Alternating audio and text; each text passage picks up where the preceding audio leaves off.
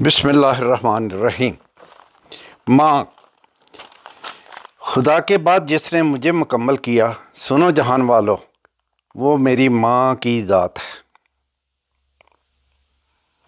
ماں سے محبت کرو، کیونکہ ماں کی پریشانی دیکھ کر اللہ صفا مروہ کو حج کا رکن بنا دیتا ہے۔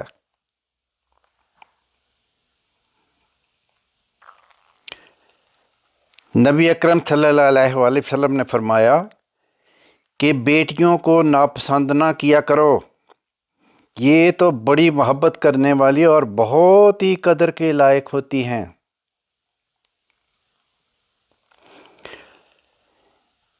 جب سیدہ فاطمہ رضی اللہ عنہ رسول اکرم صلی اللہ علیہ وآلہ وسلم کے پاس آتی تو آپ کھڑے ہو کر ان کا استقبال کرتے، ان کا ہاتھ پکڑ کر بوسہ دیتے اور اپنے بیٹھنے کی جگہ پر بٹھاتے۔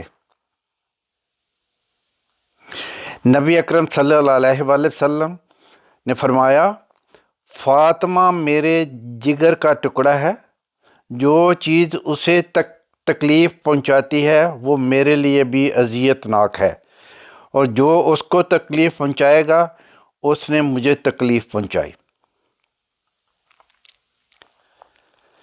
جنت ماں کے قدموں میں ہے، وہ بھی ایک دن بیٹی بہن بیوی تھی۔ یہ سمجھنا بڑا مشکل ہے کہ ان کے لیے اسی گھر میں جگہ نہیں رہتی جہاں وہ پیدا ہوتی ہے۔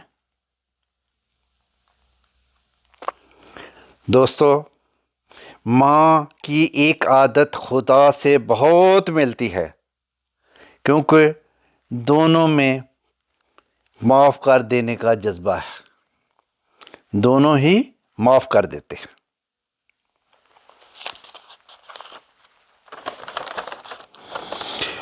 ماں نے اپنے بچے کو کہا، بیٹا اگر تم 10 مرتبہ سورۃ اخلاص پڑھو تو اللہ تمہارے لیے جنت میں ایک گھر بنائے گا۔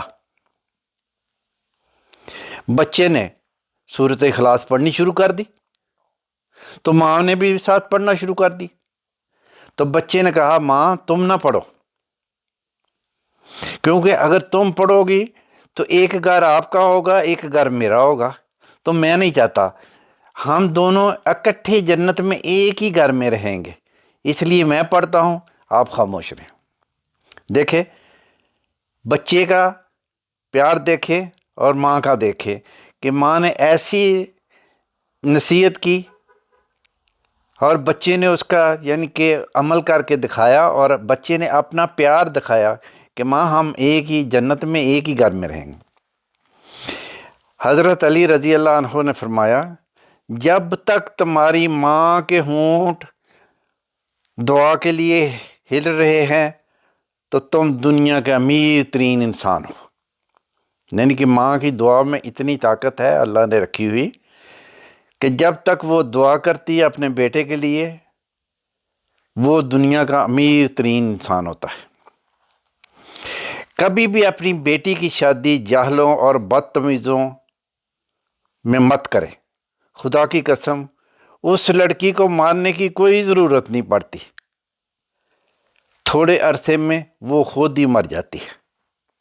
یعنی کہ جاہلوں اور بدتمیزوں میں جب جائے گی تو وہ بیچاری کو مارنے کی ضرورت نہیں پڑتی، وہ خود ہی مر جاتی ہے۔ بیٹی بوجھ نہیں ہوتی، مگر شفاق معاشرہ ماں باپ کے لیے جو مسائل کھڑے کر دیتا ہے، ایسے میں وہ اسے خود یہ بوجھ کی طرح مسلط کر لیتے ہیں۔ اللہ تعالی ہماری حفاظت فرمائے، آمین۔